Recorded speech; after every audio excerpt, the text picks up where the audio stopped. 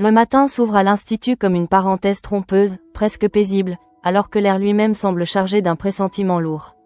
Lou avance dans les couloirs avec cette assurance qu'il s'efforce de maintenir, persuadé que la tempête annoncée n'existe peut-être que dans les regards fuyants et les silences trop appuyés.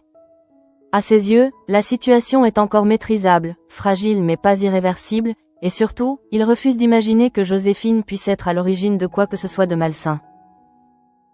Anouk, elle, ressent tout autrement cette tension sourde. Chaque pas vers les cuisines lui rappelle la précarité de sa place, la mince frontière entre ce qu'elle a vécu et ce que les autres pourraient croire. Elle observe Lou avec une tendresse inquiète, consciente que leur proximité, même si elle n'avait rien d'essentiel à ses yeux, a pris une dimension démesurée à cause d'une caméra anonyme.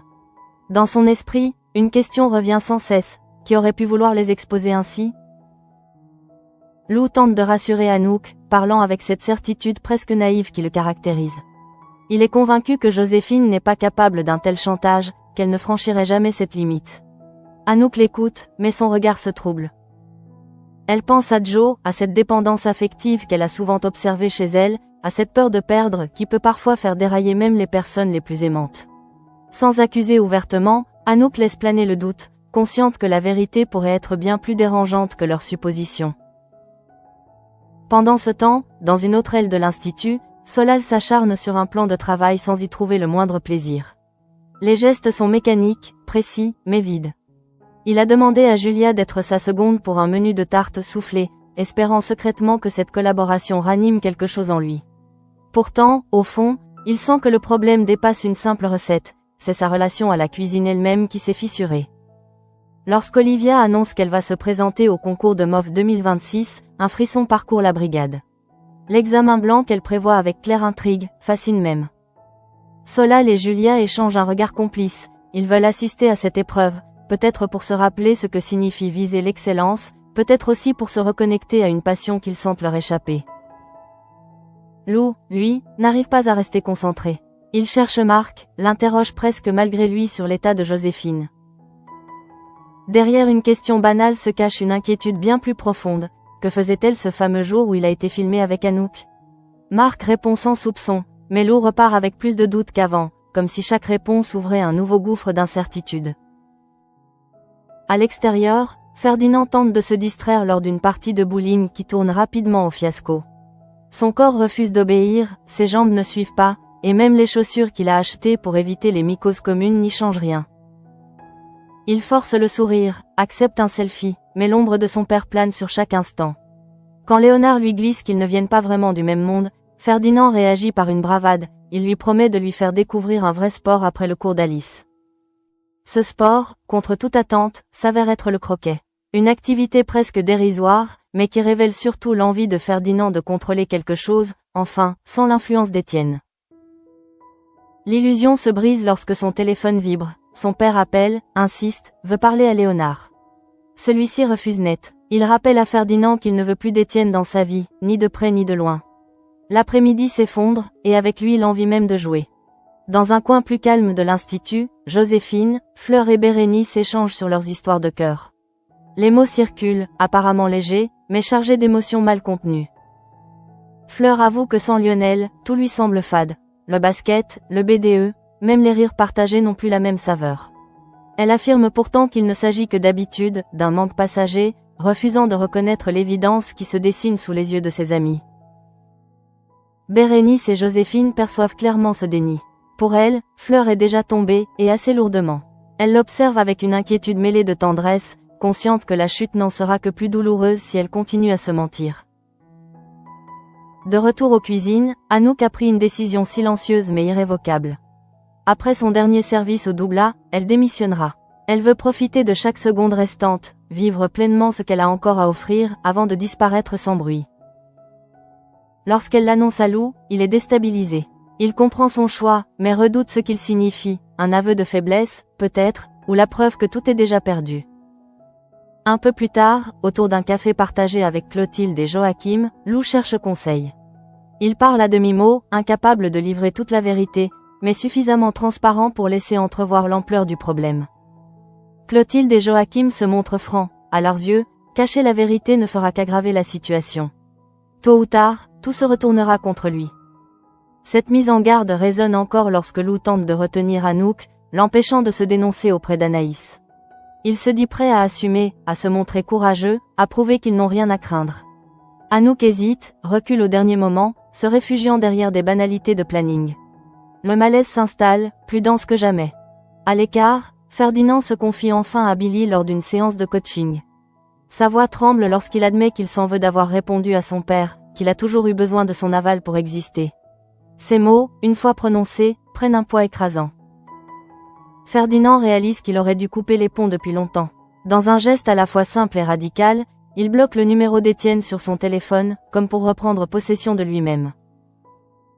Pendant ce temps, Solal avoue à Julia ce qu'il n'osait plus formuler. En cuisine, il ne s'amuse plus, il a l'impression que quelque chose est irrémédiablement cassé. Julia, touchée, lui propose de sortir boire un verre, loin des fourneaux, pour tenter de rallumer cette flamme intérieure qu'il croit perdue. La journée touche à sa fin lorsque Lou décide d'aller voir Joséphine au potager. Il espère encore une discussion, une explication, peut-être un pardon. Mais le destin ne lui laisse aucune chance. Au moment même où il arrive, la vidéo est envoyée à tout l'institut. En quelques secondes, tout bascule. Le temps semble se figer l'instant précis où les téléphones vibrent presque à l'unisson, comme si l'institut tout entier retenait son souffle avant l'impact. Lou sent son cœur se serrer sans encore comprendre, mais il perçoit immédiatement que quelque chose d'irréversible vient de se produire. Autour de lui, des regards se lèvent, se croisent, s'assombrissent. Les murmures naissent, discrets d'abord, puis de plus en plus insistants, porteurs d'une vérité qu'il redoutait sans jamais oser la formuler. Au potager, Joséphine reste immobile, son regard fixé sur l'écran qui diffuse la vidéo. Chaque seconde est une gifle silencieuse. Les images défilent, cruelles dans leur simplicité, et réduisent à néant tout ce qu'elle avait tenté de préserver. Ce n'est pas seulement la trahison qu'elle voit, mais l'exposition brutale de son intimité, livrée sans filtre au jugement collectif. Son visage se ferme, comme si un verrou venait de se refermer définitivement.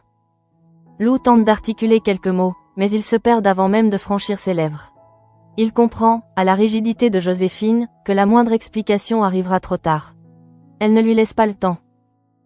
Sa voix, quand elle s'élève enfin, n'a rien d'un cri, elle est froide, tranchante, chargée d'un dégoût qu'il n'avait jamais entendu chez elle. Elle lui dit qu'il la répugne, qu'elle ne veut plus jamais qu'il s'approche d'elle, ni aujourd'hui ni demain. Chaque syllabe est une coupure nette. Autour d'eux, l'institut bruisse. La vidéo circule déjà de main en main, de regard en regard. Certains détournent les yeux par gêne, d'autres observent avec une curiosité malsaine à peine dissimulée. Lou devient, en quelques secondes, le centre d'un scandale qui le dépasse. Il tente de rejoindre Joséphine, de la retenir, mais elle recule, comme si son simple contact pouvait la salir davantage. À l'intérieur, Joachim et Clotilde découvrent à leur tour la vidéo. Le choc est immédiat, presque violent. Ils échangent un regard lourd de consternation, conscients que ce qu'ils voient va laisser des traces profondes. Clotilde ressent une déception sourde, non seulement envers Lou, mais envers la situation dans son ensemble. Cette exposition publique, cette brutalité numérique, tout cela lui paraît terriblement injuste, même si les faits sont là, implacables. Pendant ce temps, Anouk se tient à l'écart, figée. Elle voit son nom, son image, sa présence devenir un sujet de conversation, de jugement, parfois même de mépris. Elle se sent dépossédée de sa propre histoire. Ce qu'elle avait vécu comme un moment flou, sans importance majeure, prend désormais l'allure d'une faute monumentale. Son choix de démissionner lui apparaît soudain comme une évidence absolue, presque une nécessité vitale pour se protéger. Elle observe Lou de loin, le voit s'effondrer sous le poids des regards et des mots qu'il ne contrôle plus. Une part d'elle voudrait s'avancer, dire quelque chose, assumer à ses côtés. Mais une autre part, plus lucide, comprend que sa présence ne ferait qu'aggraver la situation. Elle reste donc immobile, le cœur serré, laissant le silence parler pour elle. Dans les cuisines, la nouvelle arrive comme une onde de choc. Solal, déjà fragilisé par son propre malaise intérieur, ressent une fatigue soudaine.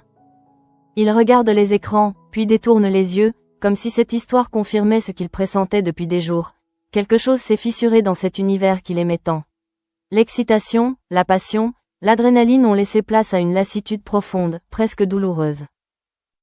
Julia perçoit son trouble. Elle comprend que ce scandale, même s'il ne le concerne pas directement, agit comme un miroir brutal. Tout semble trop lourd, trop exposé, trop fragile.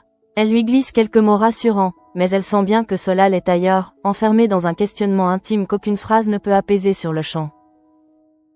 À l'opposé de cette agitation, Ferdinand traverse lui aussi une tempête silencieuse. Son téléphone, désormais muet après le blocage d'Étienne, devient le symbole d'un vide étrange. Il devrait se sentir soulagé, libéré, mais c'est l'inverse qui se produit. Une angoisse sourde monte en lui, celle de ne plus savoir qui il est sans ce regard paternel qu'il a toujours défini, même dans la douleur. Billy l'observe avec attention. Elle devine que cette coupure n'est pas un geste anodin, mais le début d'un combat intérieur long et incertain. Ferdinand se force à sourire, à minimiser l'importance de ce qu'il vient de faire, mais son corps le trahit. Chaque respiration est plus courte, chaque pensée plus lourde. Il vient de poser un acte irréversible, et il en mesure soudain toute la portée. Au même moment, dans un coin plus tranquille de l'Institut, Fleur continue de parler de Lionel comme si de rien n'était. Pourtant, la vidéo et les réactions qu'elle provoque la secouent plus qu'elle ne veut l'admettre. Elle observe les couples autour d'elle, les regards blessés, les larmes contenues, et sent une peur diffuse s'installer. Si tout peut s'effondrer aussi vite, alors ses propres certitudes sont-elles réellement solides? Bérénice et Joséphine, bien que profondément touchées par ce qui vient de se passer, n'en oublient pas Fleur. Elle voit bien que son discours sonne creux, qu'elle se protège derrière des excuses maladroites. Le déni devient une armure fragile, prête à se briser au moindre choc. Lou, désormais seul au milieu de la cour, réalise qu'il a tout perdu en quelques secondes. Non seulement Joséphine, mais aussi l'image qu'il avait de lui-même. Il se sent nu, exposé, incapable de réparer quoi que ce soit. Les conseils de Clotilde et Joachim résonnent encore dans sa tête, mais il comprend trop tard qu'il n'y a plus de marche arrière possible. La nuit commence à tomber sur l'Institut, enveloppant les lieux d'une pénombre lourde. Rien n'a vraiment changé en apparence, et pourtant, tout est différent. Les liens se sont tendus, certains se sont brisés, d'autres vacillent dangereusement. Chacun, à sa manière, porte désormais le poids de cette vidéo, comme une cicatrice invisible mais indélébile. Et dans ce silence qui s'installe peu à peu, une certitude s'impose, ce chaos n'est que le début.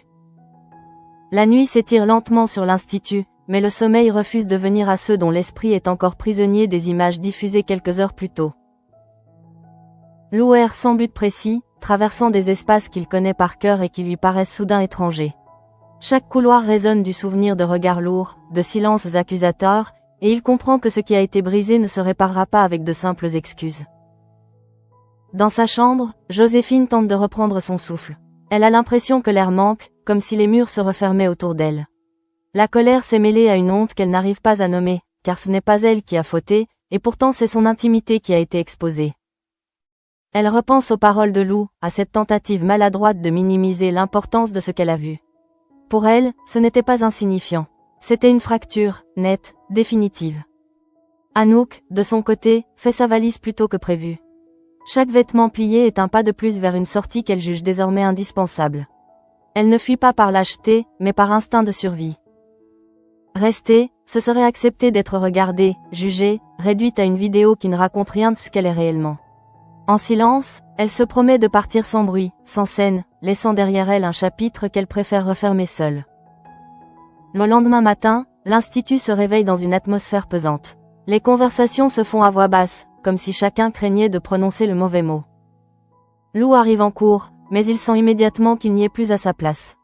Les regards glissent sur lui, parfois compatissants, souvent méfiants. Il se rend compte qu'il est devenu un sujet, plus qu'une personne. Clotilde observe cette distance avec une amertume discrète. Elle connaît la violence de ces mécanismes collectifs, la facilité avec laquelle un groupe peut désigner un coupable et s'en détourner ensuite. Joachim partage ce sentiment, conscient que la situation dépasse désormais la simple erreur individuelle. Ce qui les trouble le plus, c'est la rapidité avec laquelle tout a basculé. Dans les cuisines, Solal peine à se concentrer. Les gestes qu'il répétait autrefois avec passion lui semblent lourds, presque inutiles. Il repense à la proposition de Julia, à ce verre qu'elle lui a suggéré pour s'éloigner de cette pression constante. Pour la première fois, il envisage sérieusement l'idée de prendre du recul, de se demander s'il est encore à sa place ici. Julia, attentive, ne le presse pas. Elle sent que Solal a besoin de temps, d'un espace où il pourra respirer sans se sentir jugé ou attendu. Leur relation, fondée sur une complicité sincère, prend une dimension nouvelle, celle d'un soutien silencieux, sans obligation ni exigence. Pendant ce temps, Ferdinand arrive à l'Institut avec une nervosité inhabituelle. Le téléphone toujours muet dans sa poche lui rappelle à chaque instant la décision qu'il a prise. Bloquer Étienne n'a pas effacé des années d'emprise, et il le sait. Mais ce silence imposé lui offre au moins une chose précieuse, la possibilité de penser sans être interrompu, sans devoir se justifier. Il croise Léonard par hasard. Aucun mot n'est échangé, mais un regard suffit. Léonard comprend que quelque chose a changé, que Ferdinand a franchi une ligne invisible. Ce n'est pas encore une libération, plutôt un premier pas hésitant vers une identité qui ne serait plus dictée par la peur ou la validation paternelle. À l'autre bout de l'institut, Fleur s'efforce de garder le sourire. Elle parle de projets, de banalités, comme pour se convaincre que rien n'a d'importance. Mais chaque fois que le nom de Lionel est évoqué, son cœur se serre.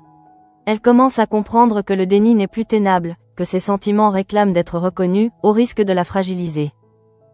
Bérénice, lucide, observe cette façade se fissurer lentement.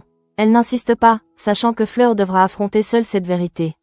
Joséphine, encore blessée, n'a plus l'énergie de jouer ce rôle d'amie attentive. Elle est ailleurs, concentrée sur sa propre reconstruction, sur la nécessité de se protéger avant tout. Lou, quant à lui, tente une dernière approche. Il cherche Joséphine, espérant un échange, même bref, même douloureux. Mais elle l'évite, refuse toute confrontation supplémentaire. Pour elle, parler maintenant serait raviver une plaie encore à vif. Ce silence imposé est sa seule manière de reprendre un semblant de contrôle. À mesure que la journée avance, chacun comprend que la vidéo n'est pas qu'un incident passager. Elle agit comme un révélateur, exposant des failles déjà présentes, des doutes longtemps contenus. Les certitudes s'effritent, les relations se redéfinissent, parfois dans la douleur. Et tandis que l'Institut poursuit son rythme en apparence inchangé, une vérité s'impose peu à peu. Après ce qui s'est passé, plus rien ne pourra jamais être exactement comme avant. L'après-midi s'installe avec une lenteur pesante, comme si le temps lui-même hésitait à avancer après ce qui s'est produit. À l'Institut, chacun reprend ses activités, mais les gestes manquent de fluidité, les échanges restent prudents. Rien n'est dit frontalement, pourtant tout est présent, suspendu entre les regards et les silences trop longs. La vidéo continue de circuler, moins par les téléphones que dans les esprits, où elle se rejoue sans cesse. Lou tente de se raccrocher à une routine qui ne le reconnaît plus. Il s'assoit en cours, écoute à peine, sentant le poids d'une réputation qui lui échappe. Ce qui le frappe le plus, ce n'est pas la colère ouverte, mais l'indifférence progressive. Certains évitent désormais de croiser son regard, comme s'il était devenu une source d'inconfort dont il faudrait se protéger. Cette mise à distance lui fait comprendre que la perte ne se limite pas à Joséphine. Joséphine, de son côté, s'isole volontairement. Elle refuse les questions, décline les propositions de discussion, se replie dans une forme de mutisme protecteur. Elle a besoin de temps pour trier ce qu'elle ressent vraiment, la trahison, la honte, mais aussi cette colère sourde dirigée contre une exposition qu'elle n'a jamais choisie. À ses yeux, Lou n'a pas seulement fauté, il n'a pas su mesurer l'impact de ses actes sur elle. Anouk traverse l'Institut comme une invitée déjà partie. Chaque interaction lui semble étrangère, chaque lieu chargé d'un passé qu'elle n'a plus envie de porter. Elle observe une dernière fois les cuisines, consciente que ce sera bientôt fini. Cette décision de partir ne lui apporte pas de soulagement immédiat, mais elle lui donne au moins une direction, un moyen de reprendre la main sur une situation qui l'a dépassée. Dans ce climat tendu, Clotilde et Joachim échangent longuement. Ils s'interrogent sur leur rôle, sur ce qu'ils auraient pu anticiper ou empêcher. Tous deux ressentent une inquiétude profonde face à la violence de cette exposition publique, à la facilité avec laquelle une erreur devient une condamnation collective. Leur regard sur Lou est nuancé, il voit ses torts, mais aussi l'ampleur de la chute qu'il traverse. Pendant ce temps, Solal accepte finalement la proposition de Julia. L'idée de quitter l'Institut pour quelques heures, de sortir du cadre rigide de la cuisine, lui apparaît comme une bouffée d'air. Il ne cherche pas de solution immédiate, seulement un espace où il pourra parler sans être ramené à sa performance ou à son talent. Julia comprend cela instinctivement, et n'attend rien d'autre que sa présence sincère. Ferdinand, lui, commence à ressentir les premiers effets de sa décision radicale.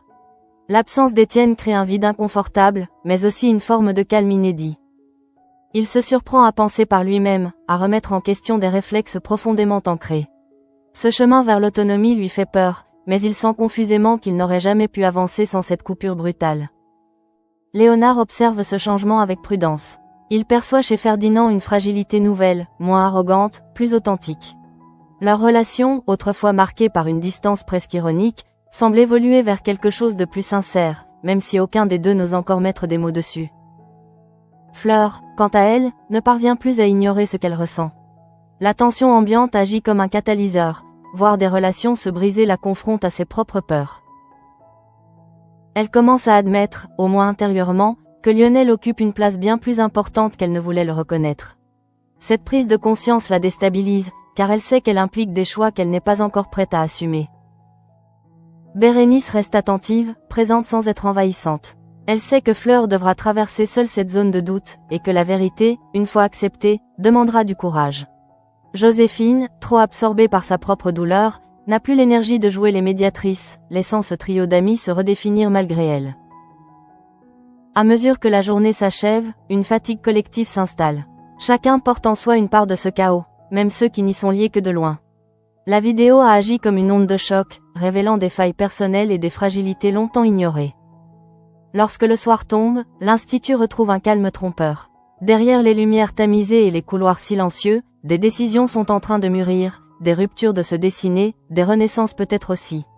Mais une chose est certaine, ce qui s'est joué aujourd'hui continuera de produire ses effets, bien au-delà de cette simple journée. La soirée s'installe dans une atmosphère presque irréelle, comme si l'Institut cherchait à panser ses plaies en feignant l'apaisement. Les couloirs se vident peu à peu, mais les esprits, eux, restent en ébullition. Lou s'attarde dehors, incapable de rentrer, persuadé que s'enfermer reviendrait à affronter trop tôt ce qu'il n'arrive pas encore à nommer. Il repense à chaque choix, à chaque silence, et comprend que l'addition se paye toujours au moment où l'on s'y attend le moins. Joséphine, réfugiée dans un espace qu'elle s'est approprié pour la nuit, tente de reprendre le contrôle. Elle relit des messages qu'elle n'a jamais envoyés, efface des phrases trop dures ou trop fragiles. Elle sait qu'elle ne doit rien expliquer à personne, et pourtant l'envie de crier sa vérité la traverse par vagues. Sa douleur n'est pas seulement sentimentale, elle est aussi celle d'avoir été dépossédée de son intimité, transformée en spectacle sans consentement. Anouk, déjà détachée mentalement de l'Institut, se projette ailleurs. Elle imagine un lendemain sans ses murs, sans ses regards qui pèsent. Sa décision de partir prend désormais la forme d'une nécessité intime, rester serait accepter d'être figée dans une histoire qui ne lui appartient plus. Elle éprouve une tristesse sourde à l'idée de quitter certaines personnes, mais elle sait qu'il n'y a pas d'autre issue possible pour se préserver. Dans un café à l'extérieur, Solal et Julia s'installent enfin. Le cadre change, et avec lui, le rythme de la conversation. Solal parle lentement, comme s'il découvrait ses propres mots. Il admet que la cuisine ne lui procure plus la joie qu'il connaissait, que la pression, les attentes, les comparaisons ont fini par étouffer son enthousiasme. Julia l'écoute sans juger, consciente que ce doute est une étape, pas une faiblesse. Elle lui rappelle que perdre le plaisir ne signifie pas avoir perdu le talent. Ferdinand, resté seul, fixe son téléphone éteint. Le geste qu'il a posé continue de résonner en lui. Bloqué, Étienne ne l'a pas libéré instantanément, mais il sent que quelque chose a changé. Pour la première fois, il ne redoute pas une réaction, une critique, une intrusion. Cette absence crée un vide, certes, mais aussi une possibilité. Celle de se définir autrement que par le regard d'un père omniprésent et écrasant. Léonard, de son côté, réfléchit à ce qu'il a observé chez Ferdinand. Il perçoit une fragilité nouvelle, presque déroutante, qui tranche avec l'attitude qu'il connaissait. Cette évolution l'interpelle, peut-être que certaines distances étaient moins liées à une différence de monde qu'à des blessures mal comprises. Sans le dire clairement, il se montre plus attentif, plus ouvert, prêt à redéfinir leur relation. Fleur passe la soirée à ressasser ses propres paroles. Plus elle y pense, plus elle réalise à quel point son discours sonnait faux. Lionel occupe ses pensées d'une manière qu'elle ne peut plus nier. La peur de s'avouer ce sentiment l'a poussée à se réfugier dans le déni, mais les événements récents l'ont confrontée à une évidence, fuir la vérité ne la protège pas, elle la fragilise davantage. Bérénice, consciente de cette agitation intérieure, reste disponible sans imposer sa présence. Elle sait que Fleur devra faire ce chemin seule, accepter ce qu'elle ressent et décider ensuite quoi en faire. Joséphine, encore trop éprouvée, garde ses distances, mais son silence est aussi une manière de se reconstruire, loin des conseils et des attentes des autres. À mesure que la nuit avance, une fatigue émotionnelle gagne tout le monde. Chacun, à sa façon, encaisse le contre-coup de cette journée. Lou, enfin rentré, s'assoit dans le noir, incapable d'allumer la lumière. Il réalise que ce qu'il a perdu ne se résume pas à une relation, c'est aussi une forme d'innocence, l'illusion que certaines erreurs peuvent rester sans conséquence. L'Institut, plongé dans le calme nocturne, semble figé, mais sous cette surface tranquille, les lignes ont bougé. Des décisions ont été prises, des certitudes ont vacillé, et des chemins se sont séparés. Ce chaos, né en quelques secondes, continue de se déployer, lentement mais inexorablement, annonçant des lendemains où plus rien ne pourra être ignoré. Le lendemain s'annonce sans éclat, comme si l'institut refusait toute emphase après la tempête. Les visages sont tirés, les voix plus basses encore que la veille. Lou traverse la cour avec une fatigue visible, une lassitude qui dépasse la simple nuit écourtée. Il sent que le regard des autres a changé de nature, il n'y a plus vraiment de colère, mais une distance prudente, presque clinique, comme s'il était devenu un rappel gênant de ce que chacun redoute en secret. Joséphine, elle, décide de reprendre pied à sa manière. Elle s'impose une routine stricte, presque mécanique, pour éviter de penser. Chaque geste précis est une barrière dressée contre l'émotion. Pourtant, dès qu'elle se retrouve seule, les images reviennent, insistantes. Ce n'est pas seulement la vidéo qui la hante, mais la sensation d'avoir été effacée, réduite à un rôle qu'elle n'a jamais choisi. Sa colère se transforme peu à peu en une détermination froide, elle ne se laissera plus définir par cette histoire. Anouk annonce officiellement son départ après le service. La nouvelle circule rapidement, sans provoquer de surprise. Beaucoup avaient senti ce retrait progressif, cette distance déjà installée. Elle reçoit quelques regards compatissants, quelques mots maladroits, mais elle ne s'attarde pas. Pour elle, chaque minute supplémentaire à l'institut confirme qu'elle a pris la bonne décision. Partir n'est pas un échec, c'est une manière de reprendre la maîtrise de son propre récit. Dans les cuisines, l'activité reprend son rythme, mais l'énergie n'est plus la même. Solal tente de se concentrer, appliquant les conseils de Julia, cherchant dans chaque geste une étincelle familière. Il comprend que retrouver le plaisir ne sera pas immédiat, que cela demandera du temps et peut-être un changement plus profond qu'il ne l'imaginait. Cette prise de conscience l'effraie autant qu'elle le soulage, il n'est plus obligé de faire semblant. Julia l'encourage discrètement, sans pression. Elle sait que l'essentiel est de lui laisser l'espace nécessaire pour redéfinir son rapport à la cuisine. Leur complicité devient plus solide, ancrée dans une compréhension mutuelle de leurs fragilités respectives. Pour Solal, ce soutien silencieux est une bouée à laquelle il s'accroche. Ferdinand, de son côté, ressent les premiers échos de sa rupture avec Étienne. L'absence de messages, de reproches, de tentatives de contrôle crée un vide qu'il apprend lentement à habiter. Il se surprend à réfléchir à ses choix sans chercher l'approbation de quelqu'un d'autre. Cette liberté nouvelle est encore inconfortable, mais elle ouvre une perspective qu'il n'avait jamais envisagée, celle d'exister pour lui-même. Léonard observe ce changement avec une curiosité prudente. Il sent que Ferdinand n'essaie plus de masquer ses failles derrière une assurance forcée. Leur relation évolue, débarrassée d'une certaine rivalité implicite. Sans grande déclaration, ils apprennent à se parler autrement, sur un terrain plus sincère. Fleur, quant à elle, se retrouve face à un dilemme qu'elle ne peut plus repousser. L'agitation autour d'elle a agi comme un miroir brutal, elle voit désormais clairement ce qu'elle ressent pour Lionel. Cette lucidité la rend nerveuse, car elle implique un risque réel, celui de s'exposer, de perdre l'équilibre confortable du déni. Pourtant, une part d'elle sait que continuer à se mentir serait bien plus destructeur. Bérénice perçoit ce combat intérieur et choisit de ne pas intervenir. Elle comprend que Fleur doit trouver seule le courage d'affronter cette vérité. Joséphine, toujours en retrait, observe ces dynamiques à distance, consciente que chacun est en train de réécrire sa propre histoire, souvent dans la douleur. Lou, isolé malgré la foule, réalise peu à peu l'ampleur de ce qu'il a déclenché. Il ne cherche plus à se justifier, ni à réparer immédiatement. Une forme de lucidité s'installe, certaines pertes sont définitives, et vouloir les nier ne fait qu'aggraver la chute. Cette prise de conscience, aussi douloureuse soit-elle, marque peut-être le début d'un chemin plus honnête. Alors que la journée avance, l'institut semble reprendre une apparence de normalité. Mais sous cette surface calme, chacun sait que quelque chose a changé durablement. Les certitudes ont vacillé, les relations ont été redéfinies, et des décisions irréversibles ont été prises. Ce chaos, né d'une vidéo, a laissé derrière lui des lignes de fracture qui continueront de façonner les destins bien après que l'agitation se sera dissipée. La fin de journée arrive comme une ligne d'horizon que chacun observe avec appréhension, conscient que ce qui a été vécu ne disparaîtra pas avec la tombée de la nuit.